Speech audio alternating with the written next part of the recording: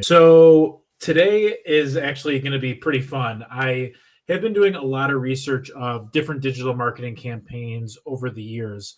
And what I have found time and time again is that there's so much correlation between B2B and B2C marketing campaigns. And the B2B marketing campaigns are starting to learn that the more that they treat their marketing campaigns like business to consumer, the more successful that they are actually being, because we've been treating them as two basically different silos at this point. The business to consumer, there's kind of, you're going directly for the decision maker, you're going for humor, you're going for giving them the best deals, you're trying to build a direct relationship with those people.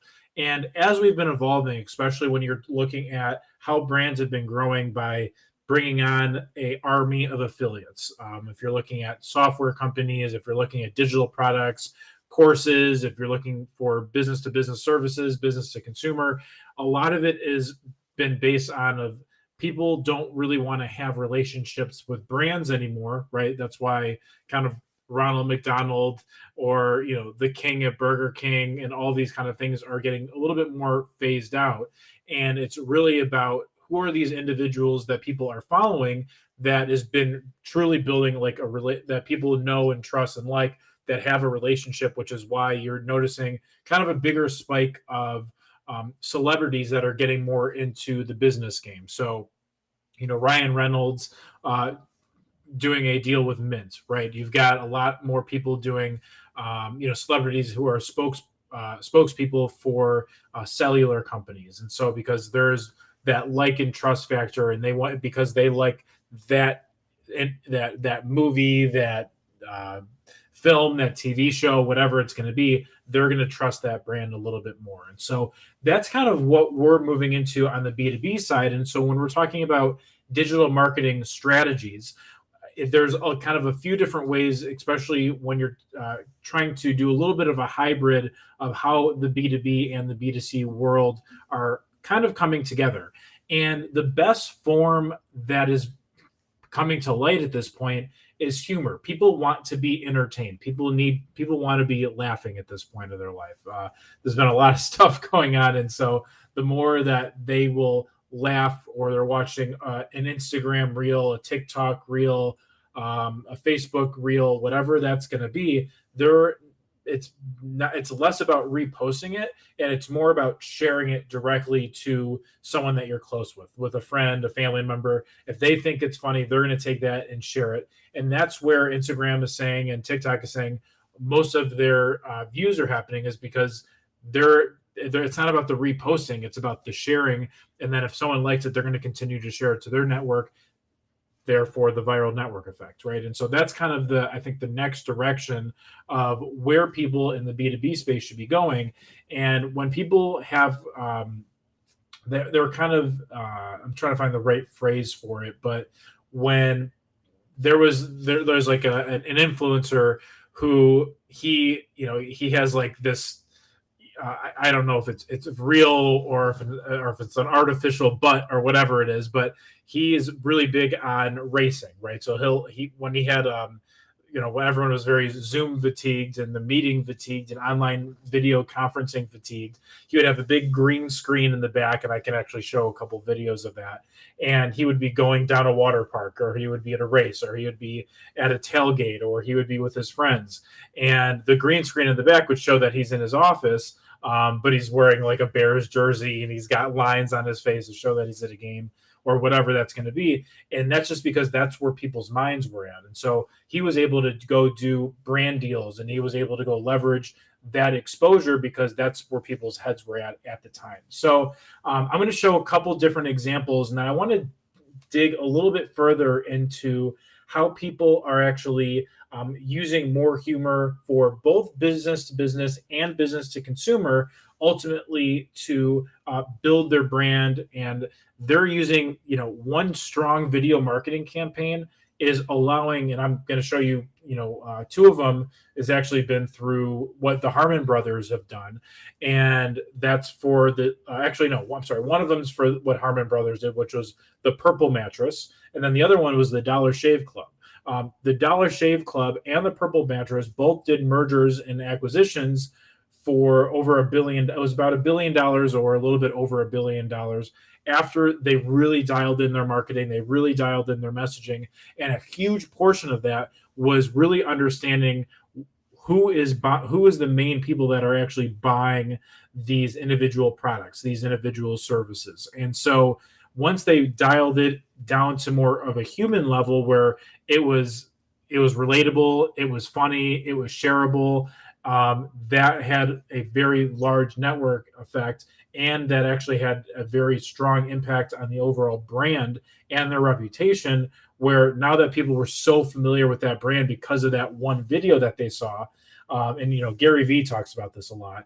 This is kind of the path ultimately to get more eyeballs on it, get more viewers, get more exposure, and then that will ultimately help increase sales, because where attention flows, money goes, right? And so I'm going to show the first one, which was what the Harmon brothers did here. Let me know if you can see it. Believe I've got to, here we go, raw egg. This was like, the raw egg test, that's right. So let me share this one. This is pretty funny. All righty.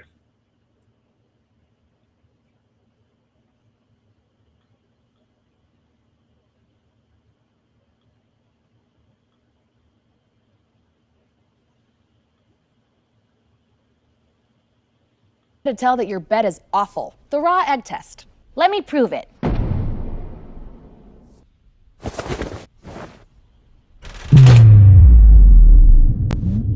It was totally genius. It's totally genius.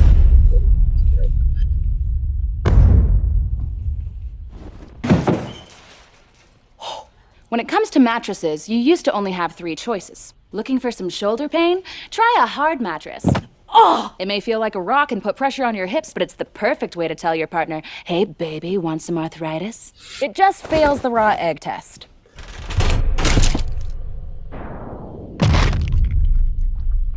Then there's the soft mattress. It starts out okay, but collapses over time, like some cheap sneakers or Anakin Skywalker. And since it comes without back support, you get to try cool new hobbies, like chronic pain. But it also fails the raw egg test.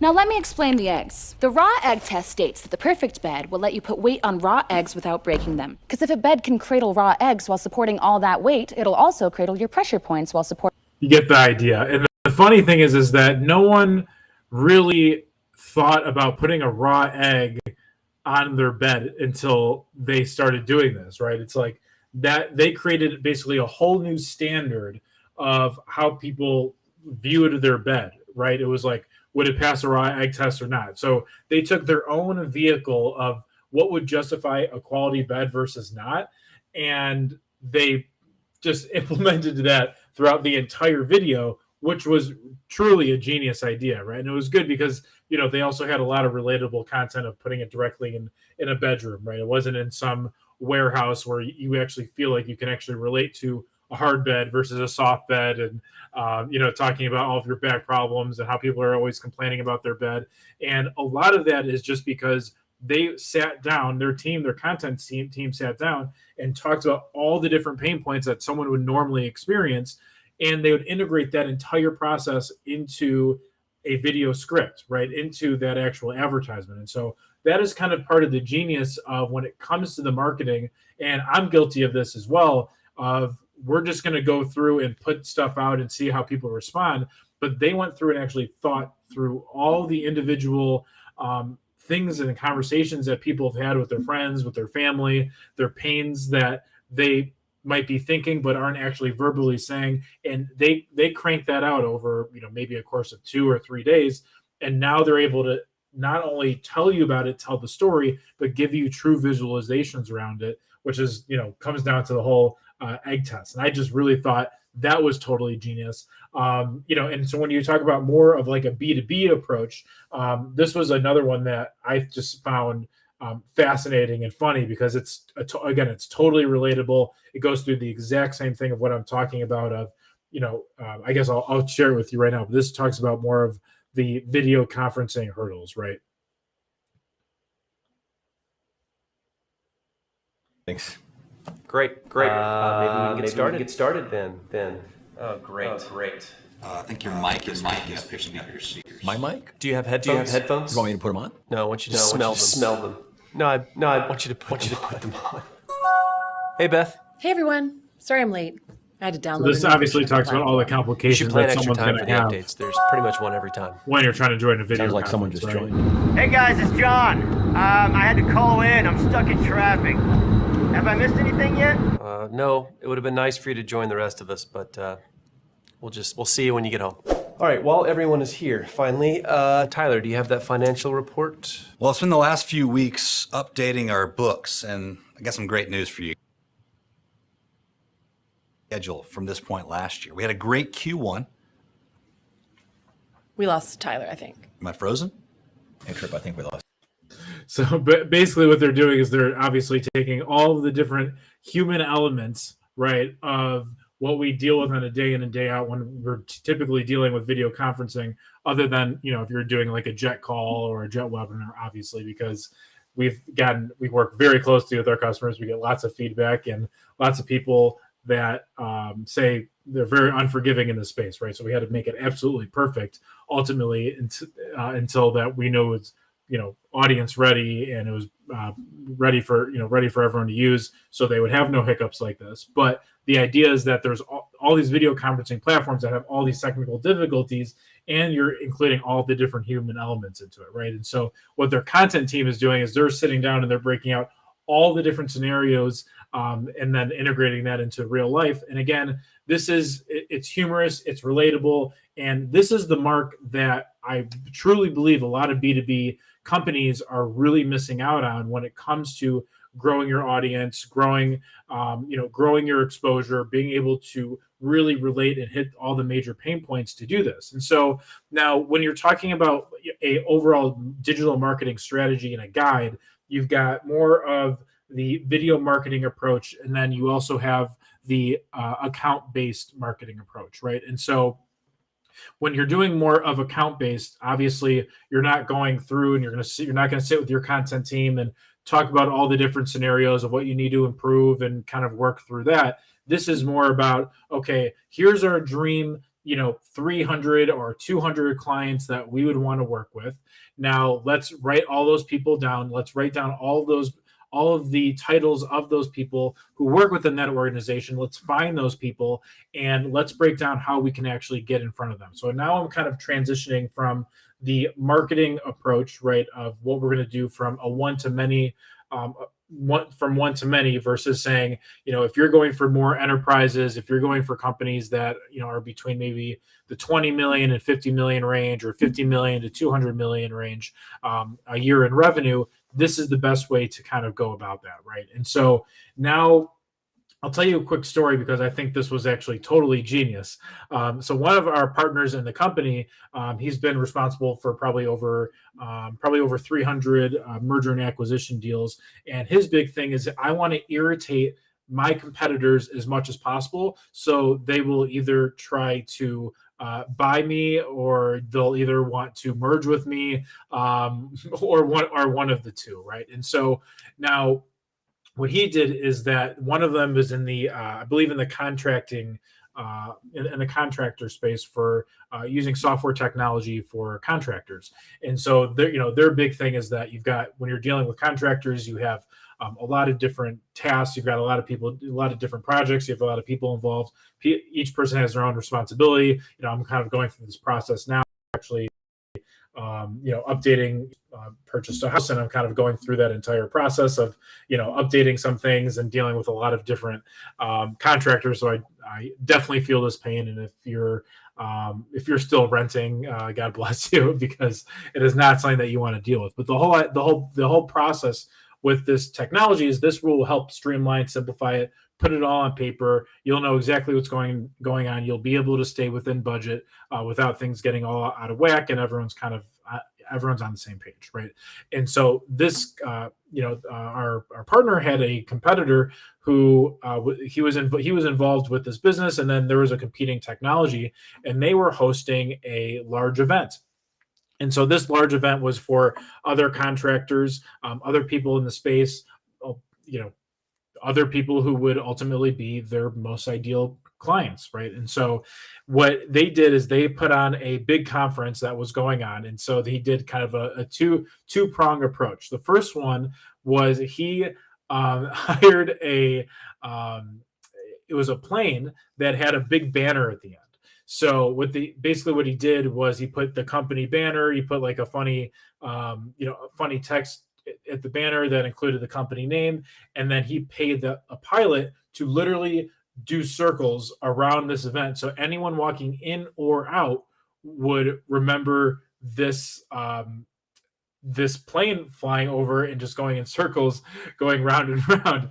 And so this was causing such a ruckus because everyone, not a ruckus for my partner, but a ruckus for the people who were actually hosting the event, because everyone walking in and walking out, that was the first and last thing that they were thinking about was this plane that was flying around with this banner with a competitive name on there. And so that was taking up a lot of their attention. They were going to the website because they had a link to the website, and that was driving a lot of traffic from all those most ideal prospects. And so what you could do from there is then everyone who ever visited your website, you can remarket those people. Remarketing is if they're going to Facebook, if they're going to go watch if they're going to go watch a video on YouTube, if they're going to go read an article, you can have your ads show up on all these different sites, all these different platforms, all these different social media platforms, so you stay on top of mind. And so that was driving him nuts because that was driving a lot of different signups, and that was helping really grow the business substantially. And so that was a really strong approach that was like, okay, you become enough of kind of a pain or a thorn on our side. Let's do something about this, right? Or we're going to either let's buy you, or let's figure this out because your marketing tactics are outperforming what we're doing. You're able to get the attention of our customers a lot more, or our ideal customers more than we are. So let's figure this out. And so just by having a better marketing approach allowed them to actually get bought out for a very strong multiple, right? And so that is like a very creative approach, right? It's not like it cost them millions of dollars or tens of thousands of dollars. You're talking about maybe a couple $1,000s to have a pilot fly in circles for a couple of hours, right? And so when you have to really think creatively outside the box when it comes to a B2B marketing approach, right? Now, if you're having a little bit more of a digital marketing approach when it comes to figuring out who are these top account-based marketing people that you can actually go after. Now, when it comes to that, you've got obviously the name of the companies, you've got the titles, you've got the revenue thresholds of each of these people, and there's different ways to do it, right? You can be able to collect their email, you can find their phone number, you can do text messaging, you can do local marketing. So if you find out where they're living, if you find out where their headquarters are, so you have to figure out all that information, and then once you have that will allow you to figure out, okay, what articles are they reading? Where are they spending most of their time? Do they go on Google? Are they searching videos on YouTube? What are they doing to get more reach, more exposure, or solve this specific problem within your niche? And because we focus a lot more on lead generation, on revenue generation, on helping figure out a way, how do you grow your email list? How do you build a relationship with those people who are in your email list? And then how do you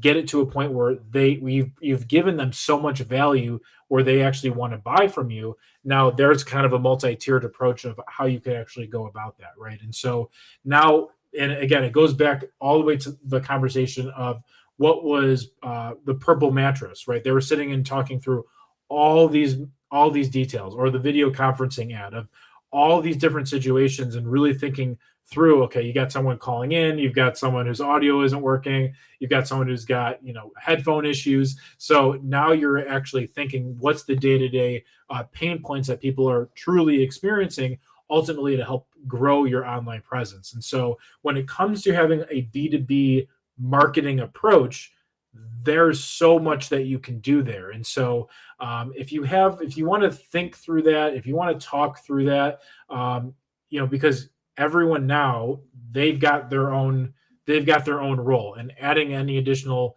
thing on their plate, right, would probably overload them, right? And so the ability to actually have someone who wants to think creatively, who wants to help you uh, think a little bit more outside the box, ultimately to use that to grow your business, to grow the number of leads, to grow your number of sales, and have a scalable way to do that. That is a key thing. None of these businesses now, whether it was the Purple that had $1 billion exit, or Dollar Shave Club that had $1 billion exit, if they didn't have the infrastructure and they didn't have a way to actually scale their business and operations, they were only good at the marketing side, but they weren't good at fulfillment. They weren't good at the operational portion of it. It wouldn't be a successful business. They would just implode. And we all know plenty of those examples. So the key thing is that there's generating the leads, there's generating the sales, but having a strong feedback loop ultimately to continue to help grow your bandwidth as you're scaling up. There's a lot that's really important when you're building in those systems into your business. And so whether it's more of a technology overhead or it's a strategy conversation, would be more than happy to go through, have those conversations, think a little bit more creatively on how to integrate that into your business and to kind of help you scale and grow from there. So definitely a lot. Hopefully that provided some value, some different, interesting insight on how you like to think and look at your business. And yeah, I mean, as far as like other, successes that, I've personally had with our clients, we actually had someone, I think I could probably show this, where someone actually generated, was about, I think, $5,800 in the last like 48 hours just through selling digital products, right? Through selling courses, because they took their exposure. They followed a specific formula that we've been trying to integrate into their video marketing strategy. That got a lot of viewerships. It got a lot of people to stick around, and then that turned into more sales. And so I can show you the back end numbers and the processes of some of how we've been able to do that. But the whole idea here is I can kind of just, let me just kind of break this out a little bit. I can show you.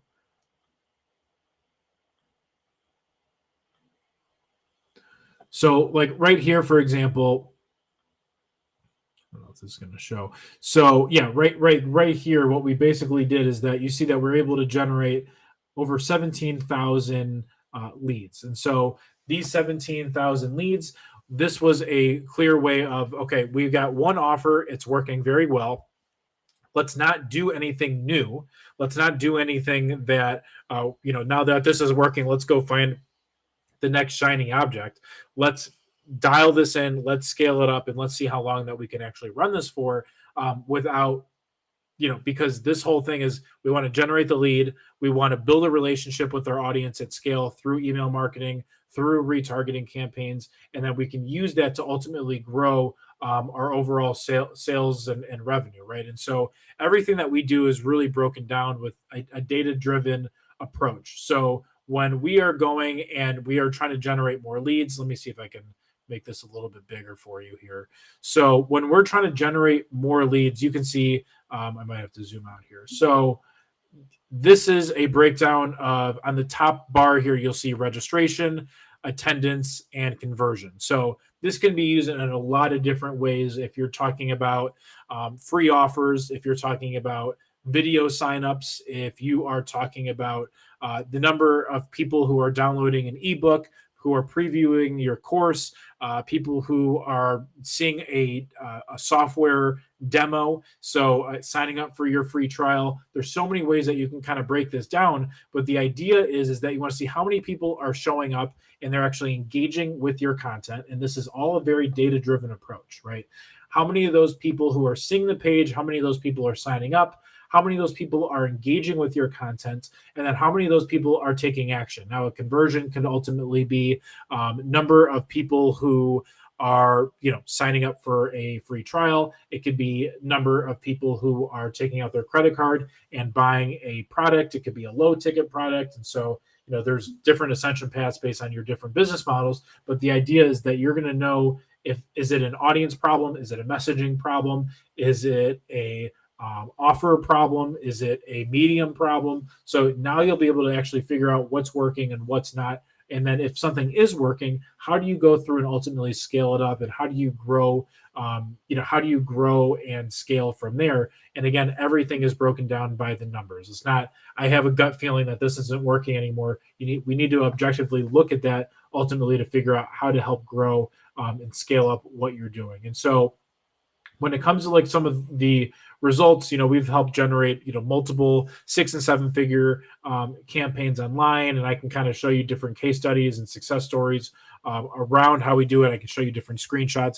Not exactly sure if that's kind of what you're interested in, but I can kind of show like an idea here for, if I just share this really quickly.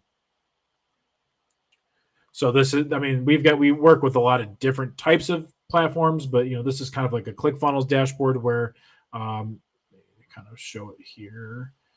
So here, this was, we were able to generate, this was one campaign where you saw the front end offer where we helped generating those leads. Once we generated those leads, we brought more people and we invited them to like an online training. So once we got those people into an online training, we had about 35% of the people who saw the online training actually signed up for it. And then of those, 823 people who actually signed up for it, we had 116 people actually go to the order page where we had a $997 offer or a $397 payment plan over the course of 3 months.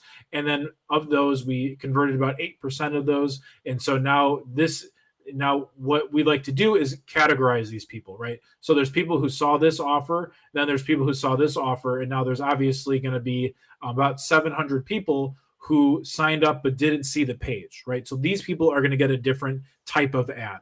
Now, the people who saw this page, there was 90 people who actually bought, but then what about the other 26 people who did not buy? Now, the 26 people who saw the page and did not buy is going to see a different type of ad because everyone's going to have their own buying experience because they all went through your campaigns, and some people saw specific pages, some people didn't. And so what we want to do is hyper segment that audience based on where they're at in the buying cycle because they're going to all have their own unique experiences. So we want to be sure that our messages reflect their own experiences that they're having, because if we treat everyone and put everyone in the same bucket as one, that is a clear way for people to go through and actually drop off, right? And so you're gonna have, if you do that, it's a less attention to detail. You're not really as focused. If you go at it more of like an arrow versus just trying to like water hose everyone down into ultimately buying, that's not the path for you to go through and actually scale, right? And so now that we're building in these systems, whether it's for ourselves, for our clients, if that's something that you would be interested in, we can go through and break your audiences down step by step, ultimately to give you a path to see what you need to do to bring these people in. What's that carrot that's going to get those people excited? And is that offer going to be, that free offer that they're interested in, going to reflect or be related to what you're going to be trying to get them to buy down the road as they're going down this customer buying cycle or this customer journey with you? So I hope that gives you a little bit more clarity of how we like to look at things from just from a business perspective, from a marketing perspective, from a B2B marketing perspective, when you're looking at video marketing, if you're looking at the advertising strategy, if you're looking at the account-based marketing strategy. And so I hope all of this and these stories really helps give you some clear insight on what you need to do to really take your business to the next level. And again, if it's something that you would like to chat more about, I should have my calendar link in the description. If not, just comment, yes, I would like or just comment yes, and I can just reply with a calendar link, and then I can kind of go through and give you a strategy session just to kind of break that down. No charge. It's, there's no gotcha on there. Just more than happy to provide as much value and support as I possibly can, ultimately to help you grow your business and give you a clear blueprint for you to go through and integrate some of these systems to help scale and help you have escape velocity within your business. So again, thank you so much for everyone who has listened, everyone who's been paying attention. I hope you took some good notes. Obviously the replays are going to be available. So again, thank you so much, and I will talk to you guys soon.